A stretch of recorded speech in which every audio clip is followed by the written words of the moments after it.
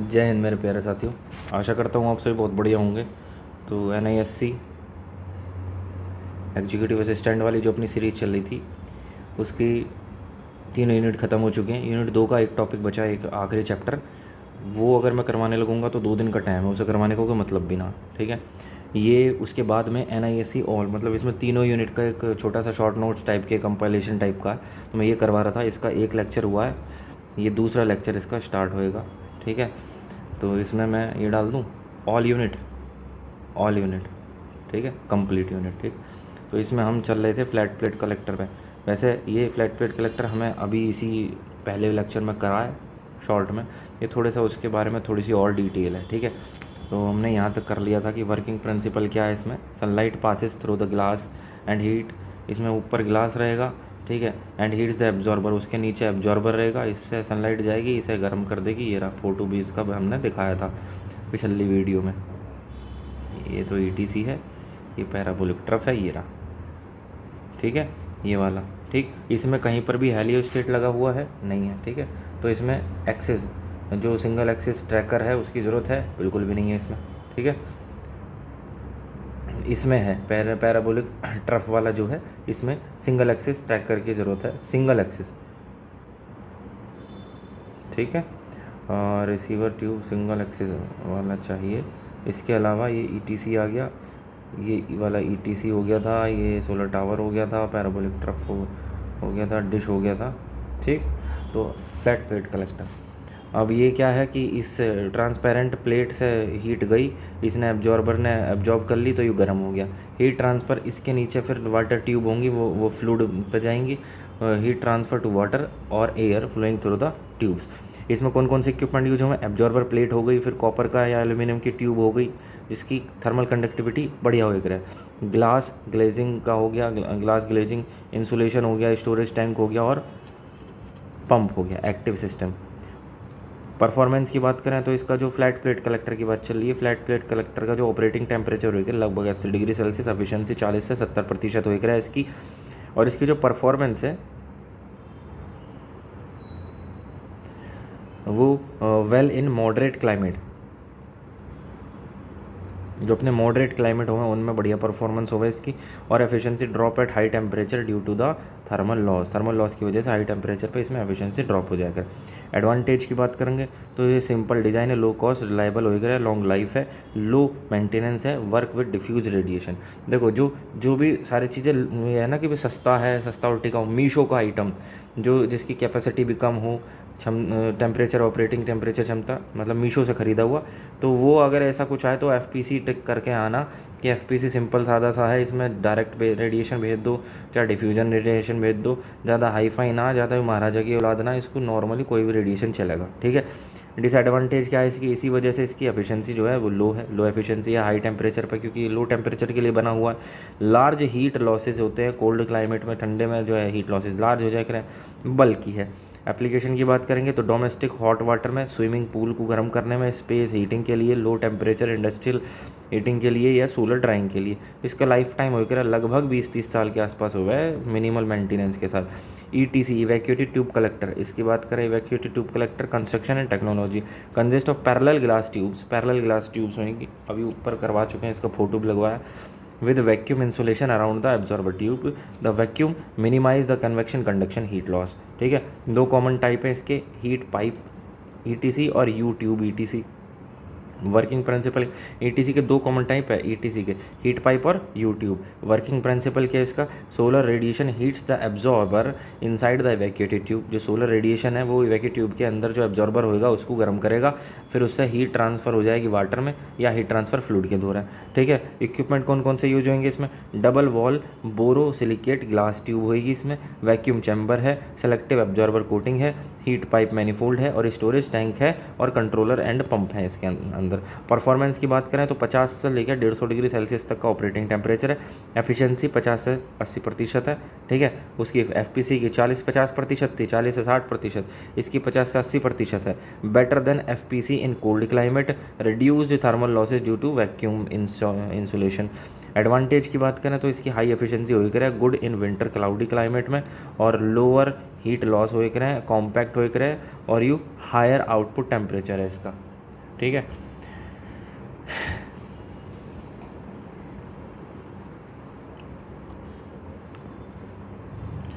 Disadvantage क्या है इसकी, यू मोर एक्सपेंसिव, बहुत खर्चीला है भैया एफपीसी की तुलना में। Glass tubes are fragile, vacuum degradation हो जाएगा है over time, possible over heating से स्टैग्नेशन प्रॉब्लम। एप्लीकेशन क्या है ये इसकी, सोलर वाटर हीटिंग में है, हॉस्पिटल में है, होटल्स में, इंडस्ट्रियल हॉट वाटर में है, सोलर कूलिंग में, डिसैलिनेशन में, मीडियम टेम्परेचर प्रोसेस हीट में। इसकी लाइफ है 15 से 25 साल टिपिकली। पैराबोलिक ट्रफ की बात करेंगे, लीनियर कलेक्टर, पैराबोलिक ट्रफ या linear collector, construction and technology. तो parabolic trough linear collector use long parabolic mirrors focusing sunlight onto a receiver tube along the focal line, require single axis solar tracking। इसमें single axis solar tracking require है। Working principle की बात करें, mirror से concentrate direct solar radiation on to a receiver tube containing heat transfer fluid. जो mirrors हैं वो concentrate करके ना डायरेक्ट सोलर रेडिएशन को on to a receiver tube containing heat transfer fluid. इसमें वो है ट्रैकिंग मिरर, तो वो ट्रैकिंग मिरर जो है लाइट को कॉन्सेंट्रेट कर देंगे एक रिसीवर ट्यूब के द्वारा। ठीक है, पैराबोलिक ट्रफ के अंदर जो है एक रिसीवर ट्यूब हुआ है और सेंटर पावर रिसीवर में पॉइंट हो गया है, पैराबोलिक डिश में भी पॉइंट हो गया है। सिंथेटिक ऑयल हो गया, मोल्टन साल्ट हो गया, वाटर या स्टीम हो गया, ये सब फ्लूइड है। Steam produce drives turbine for electricity generation. फिर जो स्टीम होएगी वो टरबाइन को ड्राइव करेगी, इलेक्ट्रिसिटी बनेगी। इक्विपमेंट यूज़ कौन कौन से हैं, parabolic mirror, receiver tube with selective coating, vacuum glass envelope and tracking system हो गया, हीट ट्रांसफर फ्लूइड पंप हो गया, हीट एक्सचेंजर हो गया, थर्मल स्टोरेज सिस्टम हो गया। परफॉर्मेंस की बात करें तो टेम्परेचर है 150 से 500 550 डिग्री सेल्सियस, एफिशिएंसी है 55 से 75%, हाई एनर्जी यील्ड है इसका, lower thermal losses due to vacuum receiver. Advantage, mature CSP technology, ये भैया एडवांटेज क्या है, mature concentrated solar power technology है। इसकी एफिशिएंसी अच्छी है, गुड एफिशिएंसी, हाई टेम्परेचर पे, सूटेबल फॉर थर्मल स्टोरेज, ठीक है, और large scale electricity generation. Disadvantage क्या है इसकी, requires direct sunlight, complex tracking है इसकी, हाई इंस्टॉलेशन कॉस्ट पड़ जावे और लार्ज बड़ा एरिया चाहिए, और मिरर क्लीनिंग जो है वो रिक्वायर है इसमें। ठीक है, तो बड़े स्केल पर करना हो तो इसका इस्तेमाल कर लो भैया। ठीक है, सूटेबल और थर्मल स्टोरेज के लिए भी गुड एफिशिएंसी, हाई टेम्परेचर पे इसकी है। एप्लीकेशन की बात करेंगे तो utility scale solar power plant है में, इंडस्ट्रियल स्टीम जनरेशन में, इन्हांस ऑयल रिकवरी में और प्रोसेस हीट में। इसका लाइफ हुआ है 20 से 25 साल। सेंट्रल रिसीवर सिस्टम जो हो रहा है सोलर टावर वाला, तो यू क्या है भैया, कंस्ट्रक्शन टेक्नोलॉजीज की एक फील्ड ऑफ हेलियो स्टेट है, tracking mirror reflect sunlight on to a receiver mounted on a tall tower. Centre receiver system solar tower type है, ये कह रहा बड़ा लंबा टावर है, उसके ऊपर एक सेंटर रिसीवर सिस्टम रख दिया।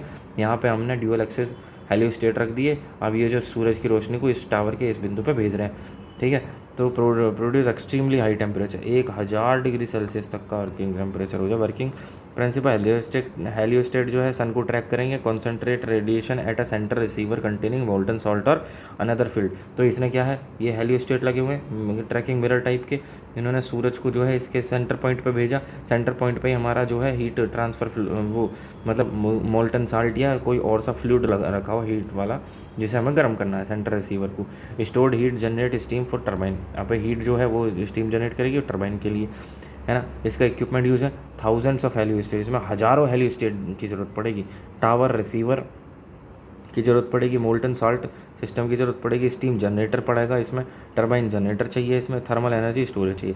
परफॉर्मेंस क्या है इसका, टेम्परेचर जो है 500 से 1000 डिग्री सेल्सियस होएगा है। ओवरऑल प्लांट एफिशिएंसी इसकी 40 से 65% होएगी। एक्सीलेंट फॉर थर्मल स्टोरेज के लिए एक्सीलेंट है। Suitable for large utility scale system. Advantages क्या है इसकी, highest large scale operating temperature है इसका, हाईएस्ट है 1000 डिग्री सेल्सियस तक अभी बताया। ठीक है, एफिशिएंट थर्मल स्टोरेज है, कॉन्टीन्यूस पावर जनरेशन पॉसिबल है, इसमें कंटिन्यू पावर जनरेशन हम कर सकें। Good for grid scale electricity. Disadvantage क्या है इसकी, एक्सट्रीमली एक्सपेंसिव है, मतलब बहुत ज़्यादा महंगा पड़ेगा you. Very complex control system है इसमें, और लार्ज लैंड रिक्वायरमेंट है, हाई मेंटेनेंस है इसका, सेंसिटिव टू ऑप्टिकल अलाइनमेंट है। Application, grid scale power generation में इसका इस्तेमाल होगा, हाइब्रिड थर्मल प्लांट में इसका इस्तेमाल होगा, लार्ज इंडस्ट्रियल हीट सिस्टम में इस्तेमाल होगा। 25 से 35 साल इसकी उम्र है। तो जो बड़े बड़े सिस्टम है ना, बड़े शाही टाइप के, जो शाही से नाम है भाई, ग्रिड स्केल पावर जनरेशन, क्या शाही सा नाम आ रहा है ना, फीलिंग आ रही है। तो उसमें भाई हाइब्रिड थर्मल सिस्टम है, हाइब्रिड ब्रांड है भैया, यू ऐसे ही हल्के फुल्के मत लियो। तो हाइब्रिड शाही सा लार्ज बड़े बड़े इंडस्ट्रियल एरिया में हीट के लिए उसमें पैराबोलिक डिश, ये सबके गॉडफादर हैं। पैराबोलिक डिश जो है ये सबसे ज़्यादा हाई एफिशिएंसी है इसकी, सबसे ज़्यादा टेम्परेचर 1200 डिग्री सेल्सियस तक भी चला जाता है इसका temperature. Use a dish shaped reflector focus sunlight onto a receiver at a focal point usually coupled with a Stirling engine या माइक्रो टर्बाइन के साथ यू कनेक्ट है। पैराबोलिक डिश के साथ एक स्टर्लिंग इंजन या माइक्रो टर्बाइन हो करे, रिक्वायर ड्यूअल एक्सिस ट्रैकिंग चाहिए इसके लिए। पैराबोलिक डिश में ड्यूअल एक्सिस ट्रैकिंग चाहिए, ठीक है। और इसमें सोलर पावर टावर जो है इसमें भी ड्यूअल एक्सिस ट्रैकिंग ही चाहिए, ठीक है। इसके आगे वर्किंग प्रिंसिपल, जो डिश है वो कॉन्सेंट्रेट करेगा सनलाइट को एक पॉइंट रिसीवर पर, वो बहुत हाई टेम्परेचर अचीव कर लेगा, ठीक है। इसकी हीट ड्राइव्स कौन है, स्टर्लिंग इंजन है भैया, ब्रेटन साइकिल है और हाई टेम्परेचर प्रोसेस सिस्टम है। इक्विपमेंट यूज़ है, डिश रिफ्लेक्टर है, रिसीवर कैविटी है, ड्यूअल एक्सिस ट्रैकर है, स्टर्लिंग इंजन जनरेटर है और हीट एक्सचेंजर है। परफॉर्मेंस क्या है ये इसकी, 500 से 1200 डिग्री सेल्सियस है, एफिशिएंसी 65 से 80% है, हाईएस्ट कॉन्सेंट्रेशन रेशो है इसका अमंग ऑल कलेक्टर्स, ठीक है। तो जो सबका बावा है वो यू ही है डिश वाला। एडवांटेज क्या है इसकी भाई, एडवांटेज बहुत high efficiency, extremely high temperature है, मॉड्यूलर है और सूटेबल फॉर रिमोट या ऑफ ग्रिड पावर। डिसएडवांटेज क्या है, बहुत महंगा भी पड़ेगा भैया यू, कॉम्प्लेक्स ट्रैकिंग है इसमें, डिफ़िकल्ट मेंटेनेंस है, not ideal for large centralise plant application, remote power generation के लिए, स्पेस एप्लीकेशन के लिए, हाई टेम्परेचर रिसर्चर के लिए और मिलिट्री आउट पोस्ट के लिए पावर सिस्टम। इसकी लाइफ हुआ 20 से 25 साल। अगर एफिशिएंसी कंपैरिजन विद टेम्परेचर, जो एक major distinction is how efficiency changes with operating temperature. जो फ्लैट प्लेट कलेक्टर है इसका लॉस एफिशिएंसी रैपिड, ये बहुत तेज़ी से जो है इसकी एफिशिएंसी घट जाती है temperature due to convection loss के साथ। इवैक्यूएटेड ट्यूब कलेक्टर इसका फ्लैट होता है, बेटर एफिशिएंसी होती है बिकॉज इसमें वैक्यूम होता है, insulation reduce heat loss. Parabolic trough की बात करें, you maintain relatively stable efficiency maintain रखेगा 200 डिग्री सेल्सियस से ऊपर भी, because receiver area is small and often जो है वैक्यूम इंसुलेटेड। और centre receiver tower and dish, ये दोनों के दोनों बात करें, achieve the highest temperature but need precise tracking and high DNI, ठीक है। ये जो सेंटर रिसीवर और ये डिशेज है ये दोनों एक तरह से भैया भैया ही हैं, ये बहुत हाई टेम्परेचर के लिए है। Which collector is best for what, ये देखते हैं भैया रिक्वायरमेंट और best for. Cheapest domestic water heating चाहिए मैम, सस्ता हमें डोमेस्टिक वाटर हीट करना है तो फ्लैट प्लेट कलेक्टर को दे लो सस्ता सा। कोल्ड क्लाइमेट के लिए ETC हो गया भैया। इंडस्ट्रियल स्टीम जनरेशन के लिए पैराबोलिक ट्रफ हो गया, इंडस्ट्री में स्टीम जनरेशन के लिए, ठीक है। इसमें जो है 500 डिग्री सेल्सियस तक के आसपास का टेम्परेचर चाहिएगा इसमें। यूटिलिटी स्केल इलेक्ट्रिसिटी में हो गया सेंटर रिसीवर, यूटिलिटी स्केल में हाईएस्ट टेम्परेचर एंड एफिशिएंसी में हो गया डिश, पैराबोलिक डिश वाला। स्मॉल ऑफ ग्रिड पावर में पैराबोलिक डिश, स्मॉल छोटे ऑफ ग्रिड पावर में। लो मेंटेनेंस के लिए चाहिए, जिसमें मेंटेनेंस कम हो तो फ्लैट प्लेट हो गया। बेस्ट थर्मल इंसुलेशन के लिए चाहिए तो इवैक्यूएटेड ETC हो गया। Best for cloudy weather UV flat plate या ETC हो गया। Best for desert CSP plant ये हो गया टावर या ट्रफ। डेजर्ट जहाँ पर रेगिस्तान हो, सूरज वूरज ज़्यादा हो, गर्मी ज़्यादा रहती हो, वहाँ के लिए, ठीक है। आगे देखो, ये अभी हमने पढ़ा नॉन कॉन्सेंट्रेटिंग टाइप कौन से हो, FPC और ETSC बोथ डायरेक्ट और डिफ्यूजन रेडिएशन का इस्तेमाल करेंगे। Low temperature application, simpler and cheaper. Concentrating type parabolic trough tower और डिश, पैराबोलिक डिश वाले तो require high DNI, need tracking system, high temperature, suitable for electricity generation. Final comparative conclusion बात करें तो flat plate collector best for economical low temperature heating. Evacuated tubes offer जो है superior thermal insulation and better cold weather performance. Parabolic trough collector की बात करें तो dominant होता है commercial CSP and industrial heat application due to mature technology and good efficiency. Central receiver system की बात करेंगे तो ये आइडियल होगा for large utility scale thermal power with the storage. Parabolic dish collector जो होगा ना achieve the highest temperature and efficiency but are mechanically complex and costly. Parabolic dish जो है हाईएस्ट होएगा सब चीज़ इसमें, लेकिन ये भैया कॉस्टली बहुत होंगे। सेंटर पावर रिसीवर भी जो है ये भी कॉस्टली होएगा, ज़्यादा स्पेस भी चाहिए इसके लिए, ठीक है। प्रैक्टिकल इंजीनियरिंग में रेजिडेंशियल सिस्टम में मोस्टली एफपीसी या ईटीसी का इस्तेमाल हुआ है। इंडस्ट्रियल थर्मल सिस्टम में प्रीफर ट्रफ कलेक्टर, जो इंडस्ट्री का थर्मल सिस्टम है।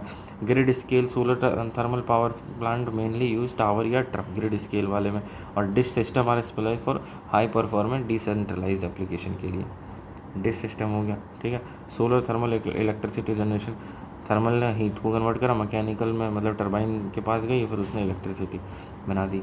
स्टिलिंग इंजन सिस्टम, ये देखो वही चीज़ें आ रही हैं, स्टिलिंग इंजन, ब्रेटन इंजन और कार्नोट साइकिल फाइकिल, ये सब चीज़ें अब ऑलरेडी पढ़ चुके हैं। स्टिलिंग इंजन सिस्टम ये क्या है भाई? स्टिलिंग इंजन में एफिशिएंसी की बात करेंगे तो a eta is equal to 1 - T cold upon T hot, ठीक है। एयर कोल्ड या इसको T L upon T H लिखो। लो टेम्परेचर हाई यू जो है 750 से 800 डिग्री सेल्सियस तक चला जाए। प्रिंसिपल क्या है इसका? एक्सटर्नल हीट है, गैस एक्सपेंशन होएगा, पिस्टन मोशन होएगा। एक्सटर्नल हीट आएगी तो इसके अंदर जो गैस है ना वो एक्सपेंड करेगी, उसके साथ एक पिस्टन अटैच होएगा, उसमें मोशन होएगा। फीचर्स क्या है? High efficiency, work with dish collector के साथ इस्तेमाल होगा। यूजेस स्मॉल पावर जनरेशन या रिमोट सिस्टम के लिए। Stilling engine based solar thermal power plant system converts solar heat into mechanical work using a closed cycle gas engine which is then converted into electricity using a generator. This is a type of concentrated solar power system. Basic working principle क्या है इसका? Stirling engine का system works in 3 main steps: solar concentration, Stirling engine operation और electricity generation. तो solar concentration क्या भैया? Sunlight is concentrated using a parabolic dish और mirror system on to a receiver. This process is very high temperature, 700 से 1000 degree Celsius. तो पहले तो sunlight को कॉन्सेंट्रेट करा पैराबोलिक डिश या मिरर सिस्टम के द्वारा एक रिसीवर पे, फिर उसने क्या करा, बहुत ज़्यादा हाई टेम्परेचर है वहाँ पे, फिर स्टिलिंग इंजन ऑपरेशन हो गया। कॉन्सेंट्रेटेड हीट जो है वो hot apply to the hot side of the Stirling engine, जो स्टिलिंग इंजन का हॉट साइड है उस पर वो हीट अप्लाई हुई। इनसाइड द इंजन, इंजन के अंदर जो है एक सील्ड गैस होती है, यूजुअली हीलियम या हाइड्रोजन, वो एक्सपेंड कर गई, ठीक है। जब गर्म करा तो उसका वॉल्यूम बढ़ गया, अब वो एक्सपेंड करी। When heated the contracts, when cooled, this creates pressure difference that moves piston. उसने प्रेशर डिफरेंस क्रिएट कर दिया, जिसने फिर आगे चल के जो पिस्टन है उसको मूव करा दिया। इलेक्ट्रिसिटी जनरेशन की बात करें तो electricity generation, the piston motion drives a crankshaft. अब वो जो पिस्टन मूव कराया उस पिस्टन से हमने क्रैंकशाफ्ट कनेक्ट कर दिया और फिर generator mechanical energy electrical energy में कन्वर्ट हो गई। इसके मेन कंपोनेंट क्या क्या है? सोलर कॉन्सेंट्रेटर चाहिए, बिल्कुल चाहिए, पैराबोलिक डिश या मिरर, रिसीवर चाहिएगा, हीट एब्जॉर्बर, स्टर्लिंग इंजन चाहिए, एक्सटर्नल कंबशन इंजन है, स्टर्लिंग इंजन है कि एक्सटर्नल कंबशन इंजन है, वर्किंग गैस चाहिए, हाइड्रोजन हीलियम, जनरेटर चाहिएगा, कूलिंग सिस्टम चाहिएगा, कोल्ड साइड हीट सिंक, ठीक। और एडवांटेज का है? वेरी हाई एफिशिएंसी होती है, कैन बी 30 से 40% good system, higher than many solar method. इसमें कोई फ्यूल नहीं चाहिए, क्लीन एंड रिन्यूएबल एनर्जी है, ठीक है। लो एमिशन होता है, almost zero during the operation. Modular system can be use for small और distributed power generation, work well in direct sunlight condition. Disadvantage का हाई इनिशियल कॉस्ट है इसकी, प्रिसीजन मिरर्स या स्टिलिंग इंजन के लिए, ठीक है। रिक्वायर डायरेक्ट सनलाइट चाहिए इसको, mechanical complexity of Stirling engine, maintenance issue है इसका भैया, maintain moving part under high temperature, और नीड्स एक्यूरेट सोलर ट्रैकिंग की ज़रूरत है इसे। एप्लीकेशन रिमोट या ऑफ ग्रिड में, अब ऑफ ग्रिड में पैराबोलिक डिश का इस्तेमाल हो रहा है, और डिश तो ऑफ ग्रिड में ही थी। रूरल इलेक्ट्रिफिकेशन में, रूरल क्या हुआ है? शहर हो गया, गाँव में रूरल, रूरल तो शहर, शहर को क्या, मैं गाँव को देख लेना यार। रूरल इलेक्ट्रिफिकेशन में चाहिए तो कोई 1 मिनट मैं ही देख लेता हूँ यार गूगल पे, रूरल किसे कहते हैं? RURAL, ग्रामीण, रूरल क्या है? ग्राम को, गाँव को। तो रूरल इलेक्ट्रिफिकेशन सिस्टम में, small scale distributed solar power plant में, स्पेस एंड मिलिट्री एप्लीकेशंस में, पोर्टेबल पावर सिस्टम में, हाइब्रिड रिन्यूएबल एनर्जी सिस्टम में। इसके लिमिटेशन है, depends heavily on clear sky condition, क्योंकि डायरेक्ट वाला ही चाहिए, ठीक है। Not suitable large scale grid के लिए सूटेबल नहीं है। थर्मल लॉसेज जो हैं रिसीवर पे वो एफिशिएंसी को रिड्यूस कर देंगे। Require sun tracking system, increasing cost complexity और energy engine durability issues at very high temperature over long time. Simple flow diagram यदि हम इसका देखें तो सनलाइट आई, सनलाइट गई पैराबोलिक डिश के ऊपर, उसने कलेक्ट करके रिसीवर को भेज दी। ठीक है, रिसीवर ने क्या करा, स्टीलिंग इंजन को हीट दे दी। इस स्टीलिंग इंजन की से पिस्टन कनेक्ट है जो कि जनरेटर से कनेक्ट है, और जनरेटर की शाफ्ट घूमी तो इलेक्ट्रिसिटी आउटपुट मिल गई। ठीक है, एक सोलर स्टीलिंग सिस्टम है, uses concentrated solar heat to drive a close cycle Stirling engine. Stirling solar Stirling engine close cycle Stirling engine को ड्राइव कराने का कॉन्सेंट्रेट करता है सोलर हीट को, है ना। और ये एक जो है एक्सटर्नल कंबशन इंजन है which convert thermal energy into mechanical energy and then electrical, high efficiency but high cost and sunlight dependency. ठीक हो गया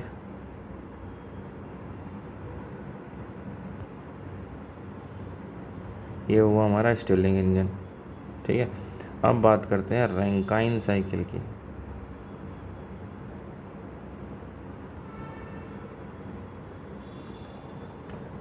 रैंकाइन साइकिल क्या है भैया, ये रैंकाइन इंजन मोस्ट इम्पॉर्टेंट है। ये क्या है, इसमें इसकी एफिशिएंसी देखो, एफिशिएंसी है W turbine minus W pump upon Q इन। स्टीम पावर प्लांट में इसका इस्तेमाल होता है रैंकाइन साइकिल का।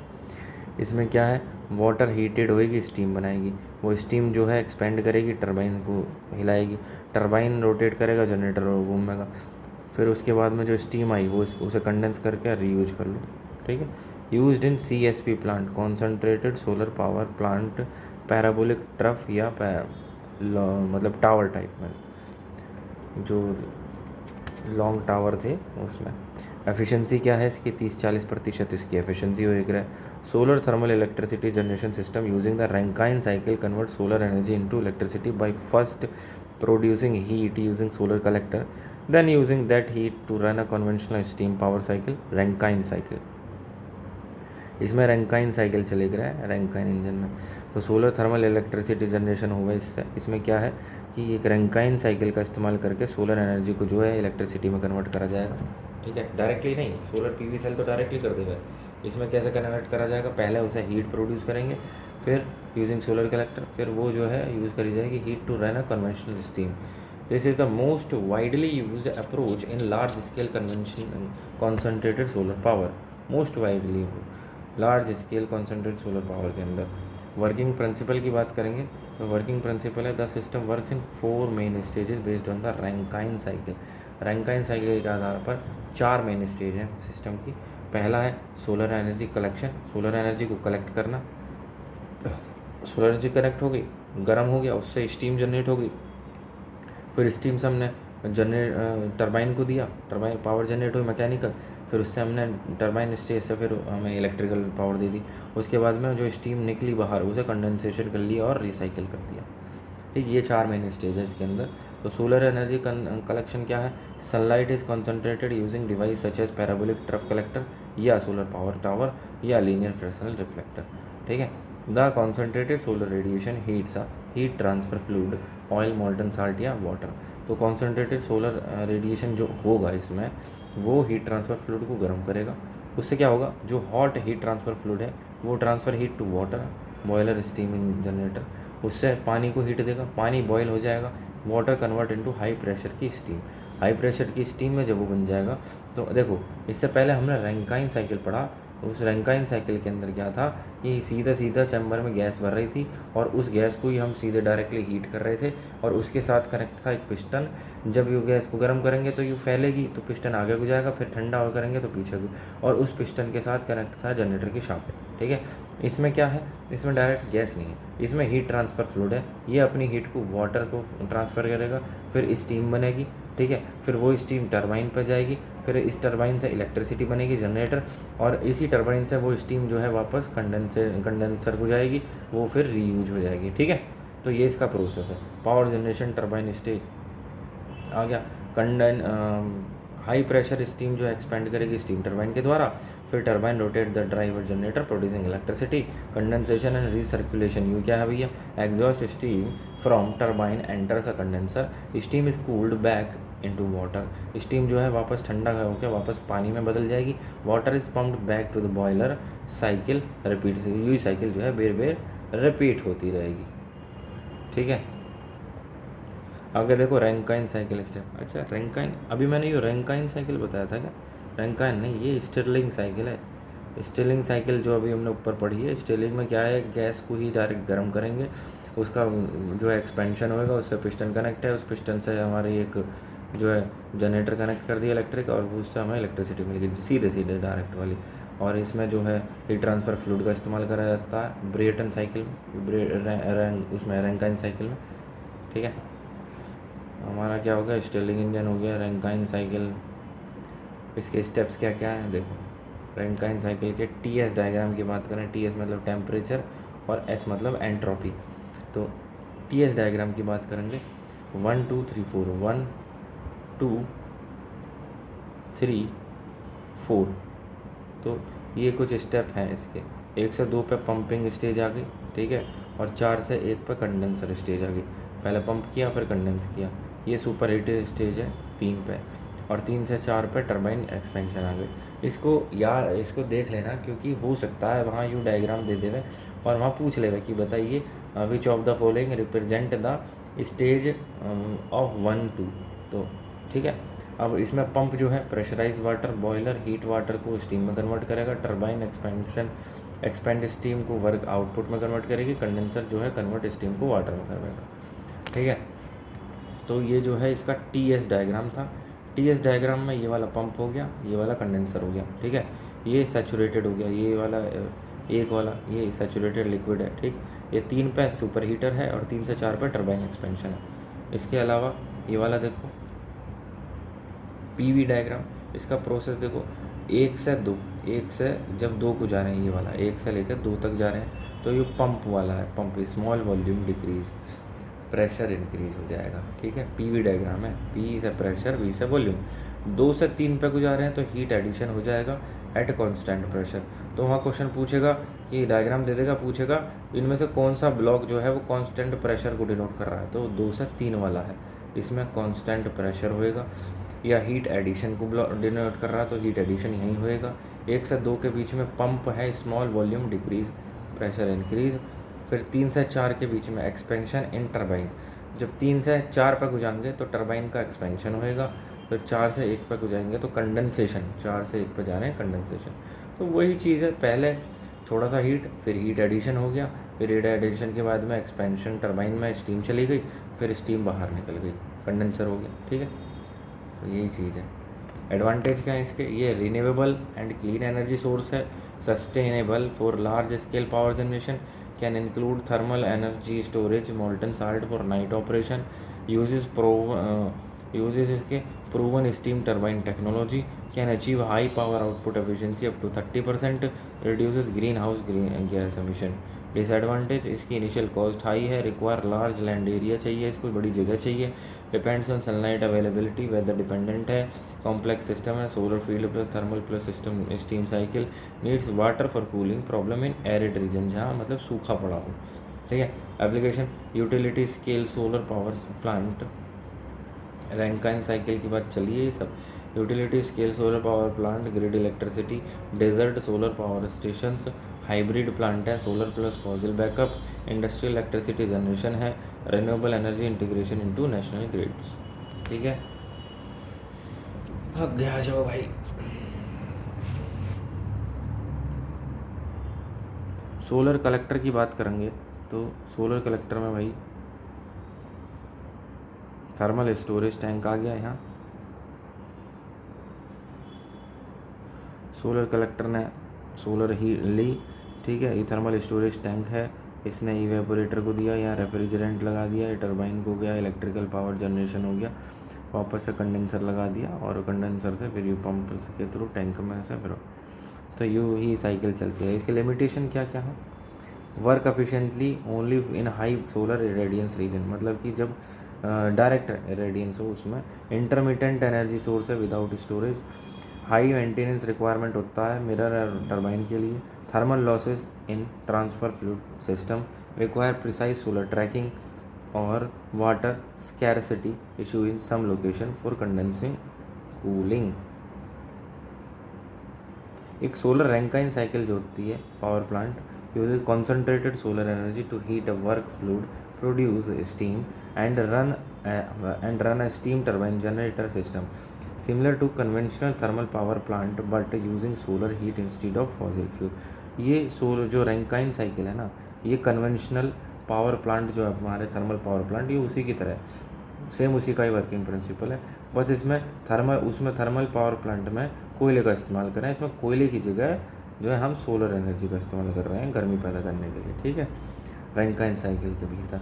ब्रेटन साइकिल या ब्रेटन इंजन की बात करेंगे, ये क्या चीज़ है भाई, इसकी एफिशिएंसी होती है कि कॉर्नोट एफिशिएंसी के अलावा ब्रेटन में Carnot eta is equal to 1 - T1 upon T2।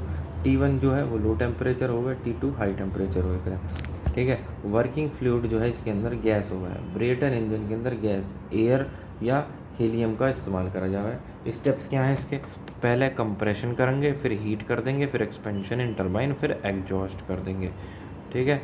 Advantages क्या है इसकी, हाई टेम्परेचर ऑपरेशन है, फास्ट रिस्पॉन्स है, एक solar thermal electricity generation system using a Brayton engine convert solar energy into the electricity by using high temperature concentrated solar heat to run a gas turbine Brayton cycle instead of steam Rankine cycle it uses working gas. देखो, instead of steam, Rankine cycle में steam का इस्तेमाल होता है, ठीक है, इस और उससे पहले स्टिरलिंग के अंदर तो गैस ही थी, ठीक है, और इसके अंदर वर्किंग गैस हो गए एयर या हीलियम या कार्बन डाइऑक्साइड, और स्टिरलिंग इंजन के अंदर हीलियम या हाइड्रोजन थी।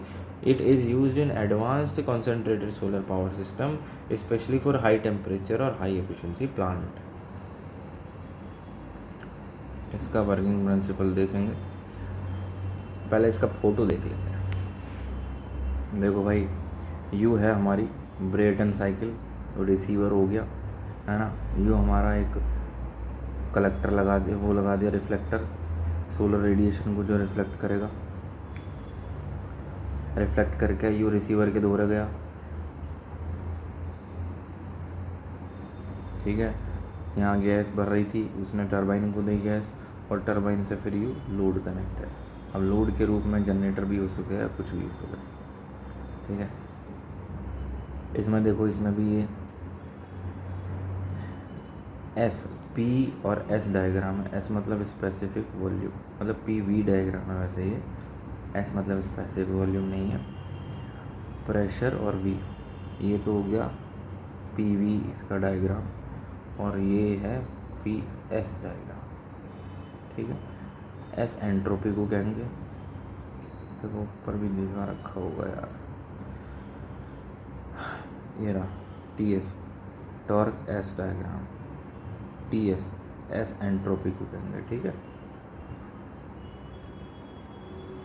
आगे यही था ना, पी एस, ये पी एस डायग्राम है, ये पी वी डायग्राम है। पी वी ये वॉल्यूम और प्रेशर है, ये प्रेशर है और एंट्रोपी है, ठीक है। अब 1 2 जब ऊपर को चढ़ रहा है तो एस कांस्टेंट है, मतलब एंट्रोपी कांस्टेंट है, और 2 से 3 पे हो गए, और 3 से जब 4 पे हुआ है तब एंट्रोपी कांस्टेंट है। क्वेश्चन पूछेगा फोटो दिखा के कि भैया पी वी डायग्राम के भीतर जो एंट्रोपी होती है वो कौन कौन सी स्टेज में कांस्टेंट रखती है, तो 1 से 2 में और 3 से 4 में, ऊपर जाते वक्त और नीचे आते वक्त, ठीक है। और टेम्परेचर एंट्रोपी में क्या पूछेगा कि प्रेशर कहाँ कांस्टेंट रहे हुए, तो 2 से 3 और 4 से 1 में, ठीक है। यार देखो, मैं करवा रहा हूँ मुझसे जितना भी होगा, ठीक है, पर आज ही करवाऊँगा। आज 14 तारीख है, 15 और 16, ये 2 दिन आप अपना रिवीजन कर लेना। मेरी कल की ट्रेन है, 15 तारीख की मेरी ट्रेन है, मुझे जाना घर। बताया था आपको, हमारे दादाजी जो थे उनका देहांत हो गया था, तो उस वजह से मैं 15 और 16 बल्कि 18 और 21 तारीख तक मैं बिजी ही रहूँगा। हमारे अरस्टी है जो 13वीं क्या करें 21 तारीख को है, और कुछ है जो भी क्रियाएं होती हैं, ठीक है।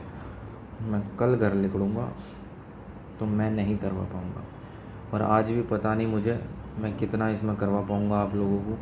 मैं खुद थका पड़ा हूँ, मेरे गले में भी दर्द है, और साइट वाइट पे जाते हैं आज तो पूरे दिन मैं साइट पे ही घूमता रहा टनल के अंदर, तो मेरी हिम्मत नहीं है, मेरी शरीर जो है थकान हो रही है मुझे, तो मैं क्षमा चाहूँगा।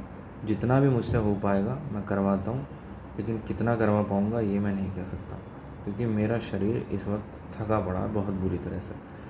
काफ़ी दिनों से इधर उधर बस भागा दौड़ी ही चल रही है। अभी घर गया था, फिर जो है 9 तारीख की सांझ को घर गया, फिर जो है 11 तारीख को 12 को वापसी भगा वहाँ से 11 सांझ को, फिर यहाँ पे भी मतलब वही इसका वर्किंग प्रिंसिपल है।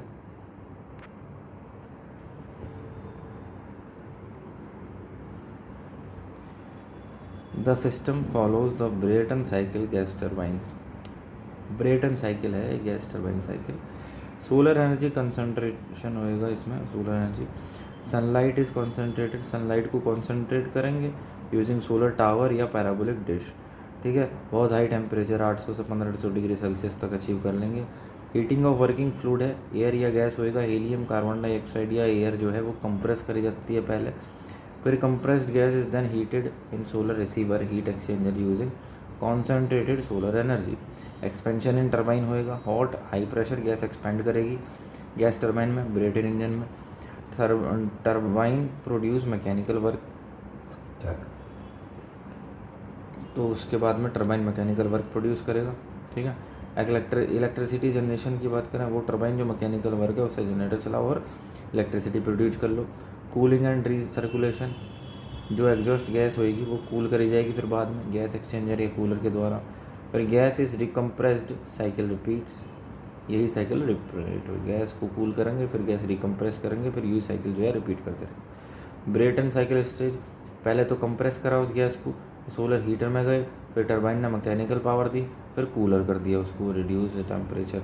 सिंपल फ्लो डायग्राम, सनलाइट गया सोलर कलेक्टर के दौरे, टावर या डिश टाइप है। इसके बाद में रिसीवर गया, हीट इनटू गैस, रिसीवर ने गैस को हीट कर दिया, फिर वो कंप्रेशर में गया प्लस हीटेड गैस, फिर उसने गैस टरबाइन को दिया, फिर जनरेटर को दिया, फिर जो है इलेक्ट्रिकल आउटपुट मिल गया हमें।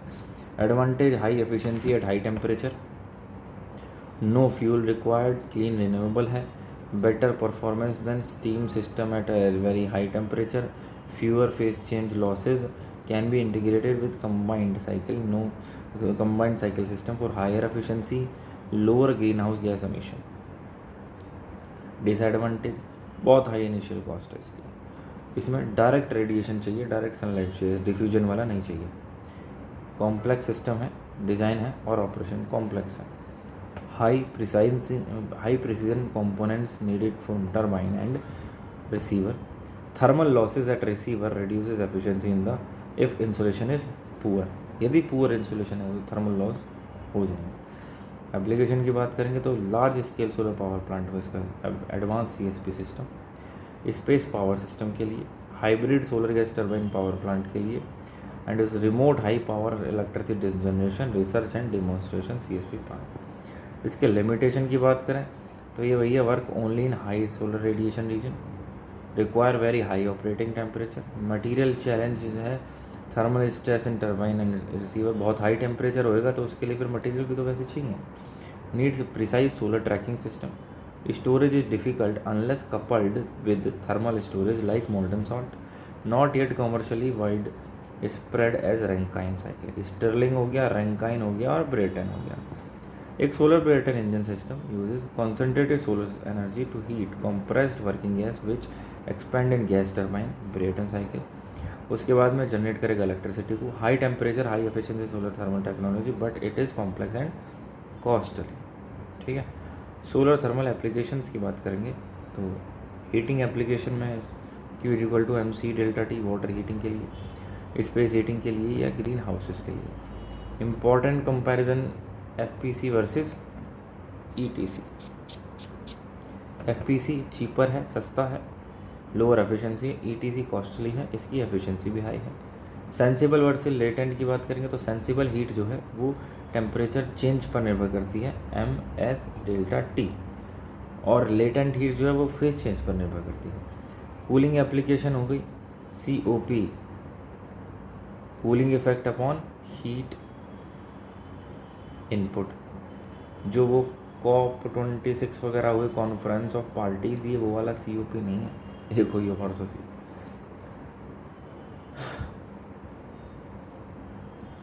कूलिंग एप्लीकेशन हो गया COP, cooling effect upon heat absorption.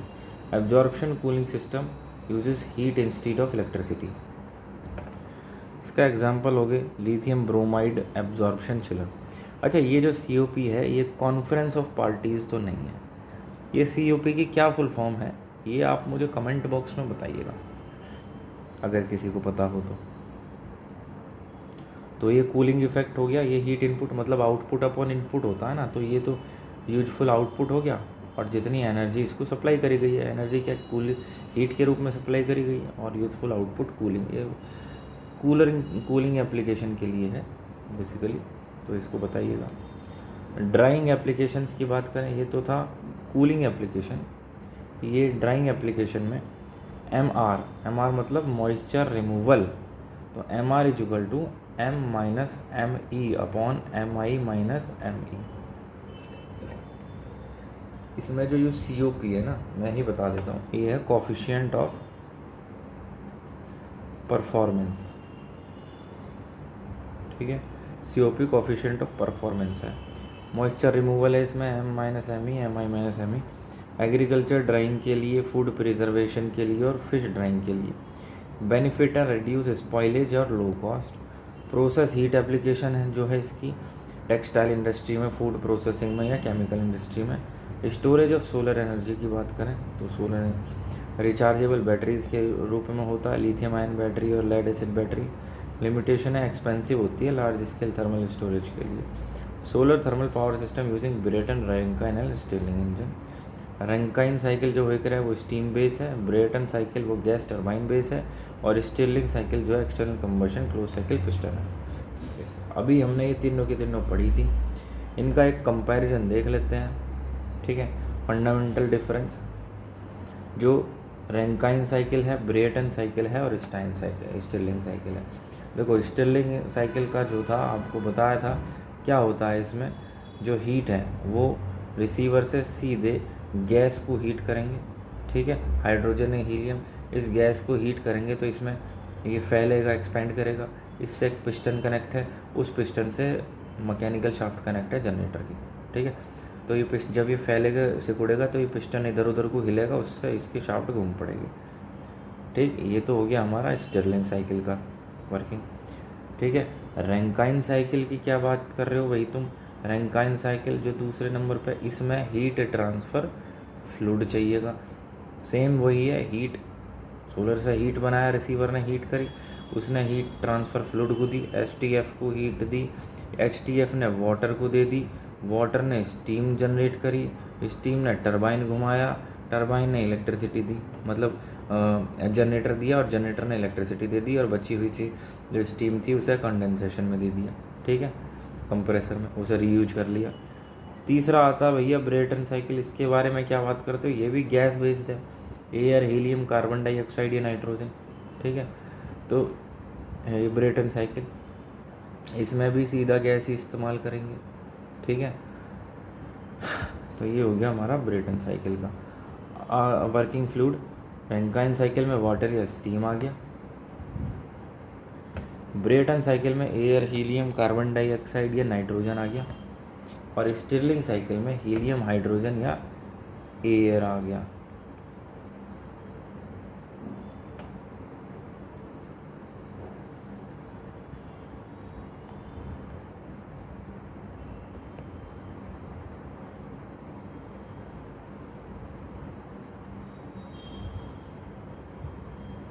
तो थोड़ा सा कन्फ्यूजन सा हो रहा होगा कि कौन सा किस में है, इसको मैं खींच देता हूँ, एक लैन,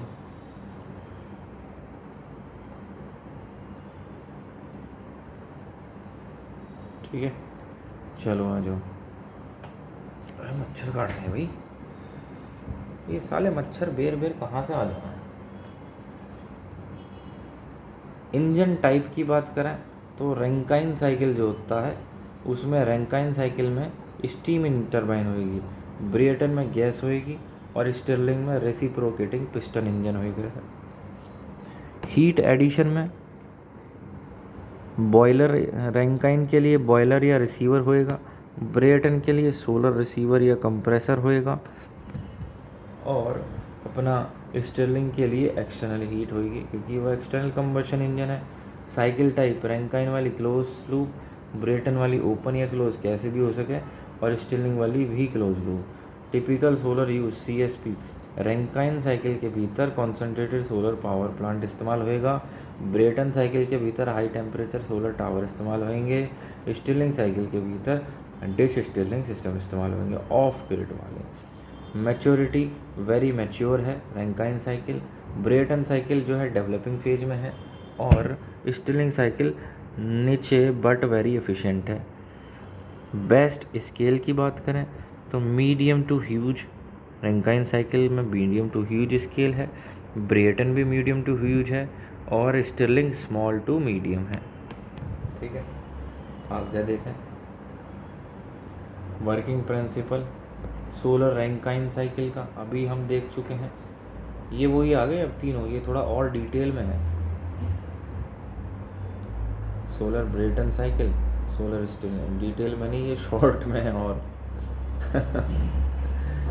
तो आपने देखा अभी रैंकाइन साइकिल जो है, रैंकाइन साइकिल का आपने पढ़ा कि सोलर हीट को कन्वर्ट करेगा वाटर इनटू हाई प्रेशर की स्टीम, फिर टरबाइन को देंगे। ये यार पढ़ाऊँ क्या, सोलर कॉन्सेंट्रेशन टेक्नोलॉजी जो इस्तेमाल होगी रैंकाइन साइकिल, रैंकाइन ही है ना, हाँ रैंकाइन साइकिल में सोलर टेक्नोलॉजी जो इस्तेमाल होगी कॉन्सेंट्रेशन टेक्नोलॉजी, पैराबोलिक ट्रफ हो गया, लीनियर फ्रेस्नेल हो गया, सोलर टावर हो गया, compact solar concentrated solar power plant system हो गया। इसमें रैंकाइन साइकिल में बड़े बड़े हाई लेवल के जो है जिसमें डायरेक्ट रेडियंस चाहिए वो वाली सोलर रेडिएशन का इस्तेमाल, सोलर कॉन्सेंट्रेशन टेक्नोलॉजी का इस्तेमाल हो रहा है। ठीक है, सनलाइट मिरर पे गई, उसने रिसीवर को दे दी, उससे स्टीम जनरेट हुई, उससे स्टीम टरबाइन को गई, फिर जनरेटर को, फिर इलेक्ट्रिसिटी बन गई। सोलर ब्रेटन साइकिल की बात करें तो ब्रेटन साइकिल में एयर होती है, गैस होती है, compressed heated bye solar energy. Compressor compress कर देगा गैस को, सोलर रिसीवर हीट करेगा उसे, फिर वो फैलेगी, फिर वो जो है हॉट एक्सपेंशन टरबाइन, फिर टरबाइन जो है जनरेटर को ड्राइव करेगी। Solar concentration technology, solar tower का इस्तेमाल होएगा इसमें, डिश कॉन्सेंट्रेशन या high flux heliostat field. Sunlight गई कॉन्सेंट्रेटर रिसीवर को गई, हॉट गैस गई, गैस टरबाइन ने जनरेटर को दे दी। सोलर स्टर्लिंग साइकिल ये छोटी वाली जो सबसे पहले हमने पढ़ी थी, ये वाली साइकिल है। ये closed gas inside engine cylindrical is heated and cooled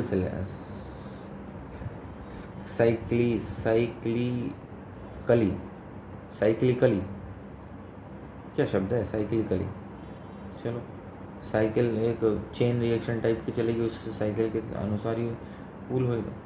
चलो खैर जो भी है। Solar dish concentrate sunlight on receiver, जो सोलर डिश है वो सनलाइट को रिसीवर पे कॉन्सेंट्रेट करेगी। एक्सटर्नल हीट जो है heats working gas, gas expends and pushes piston, cooling side contracts gas, और रीजनरेटर स्टोर करेगा या रीयूज करेगा इस गैस को। ठीक है, आगे देखो सोलर कॉन्सेंट्रेशन टेक्नोलॉजी कौन सी इस्तेमाल होगा, पैराबोलिक डिश या पॉइंट फोकस कॉन्सेंट्रेट। तो डिश वाला तो तीनों में इस्तेमाल हो रहा है, पॉइंट फोकस वाला देखो सोलर स्टिलिंग में भी डिश आ गया। ठीक है, इसमें भी ये रहा डिश, और इसमें भी, इसमें नहीं है डिश, इसमें ट्रफ है, पैराबोलिक ट्रफ है रैंकाइन साइकिल के भीतर। ठीक है, टेम्परेचर रेंज कंपैरिजन करेंगे जब इसकी, तो टिपिकल सोलर रिसीवर टेम्परेचर की बात करें तो रैंकाइन साइकिल जो होता है हमारा वो 300 से 600 डिग्री सेल्सियस, ब्रेटन साइकिल 700 से 1400 डिग्री सेल्सियस, और स्टिलिंग साइकिल 650 से 850 degree Celsius. Turbine engine inlet temperature 350 से 565, ब्रेटन का 800 से 1500, स्टिलिंग का 650 से 800। देखो ब्रेटन साइकिल जो है वो सोलर पावर टावर का इस्तेमाल करेगी, तो बहुत हाई टेम्परेचर इसमें होएगा। कूलिंग टेम्परेचर रैंकाइन का 25 से 50 है, रैंकाइन का क्या सभी का ही 25 से 50 है cooling temperature. Temperature ratio importance moderate, very high और एक्सट्रीमली हाई। एफिशिएंसी कंपैरिजन करेंगे इन तीनों का, तो solar to electric efficiency, thermal efficiency, Rankine cycle की सोलर टू इलेक्ट्रिकल एफिशिएंसी 15 से 25% है, ब्रेटन की 20 से 35% है, स्टिर्लिंग की 25 से 32% है। तो आपने देखा ब्रेटन और स्टिर्लिंग दोनों गैलो गैलो ही चल रहे हैं लगभग, रैंकाइन को इन्होंने अलग हटा दिया, भाई तू हमारी कैटेगरी में है ही ना। तो रैंकाइन साइकिल की 15 से 25% है, ब्रेटन की 20 से 35 है, स्टिरलिंग की 25 से 32 है। थर्मल एफिशिएंसी की बात करें तो 30 से 42% है रैंकाइन की, 35 से 50 है ब्रेटन की, और 35 से 45 है स्टिरलिंग की। Important, Stirling has the highest efficiency at small scale. Stirling engine पे स्मॉल स्केल में हाईएस्ट एफिशिएंसी होगी। ब्रेटन जो है best at ultra high temperature Brayton है। रैंकाइन की बात करें तो बेस्ट कॉमर्शियल रिलायबिलिटी रैंकाइन की है। ठीक है, अगर देखो सोलर कॉन्सेंट्रेशन, कॉन्सेंट्रेटर कौन कौन से रिक्वायरमेंट है। कॉन्सेंट्रेशन रेशो की बात करेंगे तो रैंकाइन साइकिल का लो टू मीडियम हो रहा है, ब्रेटन का बहुत हाई है, स्टिरलिंग का तो एक्सट्रीमली हाई है। हाई कॉन्सेंट्रेशन रेशो चाहिए तो मैक्सिमम स्टिरलिंग का है। ट्रैकिंग एक्यूरेसी की बात करेंगे तो भैया वो रैंकाइन साइकिल की मॉडरेट है, ब्रेटन की हाई है, स्टिरलिंग की वेरी हाई है। ऑप्टिकल कॉम्प्लेक्सिटी की बात करेंगे, कॉम्प्लेक्सिटी रैंकाइन की मीडियम है, ब्रेटन की हाई है, स्टिरलिंग की हाई है। रिसीवर फ्लक्स की बात करेंगे तो वो मॉडरेट है रैंकाइन का, ब्रेटन का बहुत हाई और स्टिरलिंग का बहुत हाई। तो आपने देखा ब्रेटन और स्टिरलिंग यहाँ पर गैलो गैलो ही चल रहे हैं। ठीक है, ब्रेटन और स्टिरलिंग एक गैलो ही चल रहे हैं भैया। ठीक है, ब्रेटन और स्टिरलिंग एक गैलो ही चल रहे हैं हाई टेम्परेचर। ठीक है, थर्मल स्टोरेज कंपैटिबिलिटी पे कितना रह गया यू, भैंचोद बढ़े जा रहा। Rankine advantage, Brayton advantage, Stirling advantage, major advantage, फिर रेस एडवांटेज आ गए, फिर टेक्नोलॉजी आ गई, फिर या इसका रियल वर्ल्ड कमर्शियल स्टेटस आ गया, फिर कॉस्ट कंपैरिजन आ गया, बेस्ट। अभी ये भाई अभी वो 3 साइकिल ही चल रही हैं अब लोग। थर्मोडायनामिक भाई साहब मेरी तो गर्दन में अभी फिर से वही ब्रेटन स्टिरलिंग आ गया। ओवरऑल फाइनल फिर ये स्टिरलिंग साइकिल आ गया। ठीक है, अब आया थर्मल एनर्जी स्टोरेज, इन्होंने तो साइकिल। चलो यार, अब देखता हूँ, बाद में टाइम मिला तो मैं बाद में करवा दूँगा। ठीक है, अब मैं थक चुका हूँ, तो अब मेरी हिम्मत नहीं है भाई, मेरा शरीर इस वक्त जवाब देगा। आज तो बहुत ज़्यादा थकान हो गई है। आज साइट पर जो है 2-3 चक्कर लग गए आज, अलग अलग साइटों पर टनल के। तो भाई मैं तो रहा हूँ थक, ऐसा बाद में देखूँगा। जय हिंद, धन्यवाद।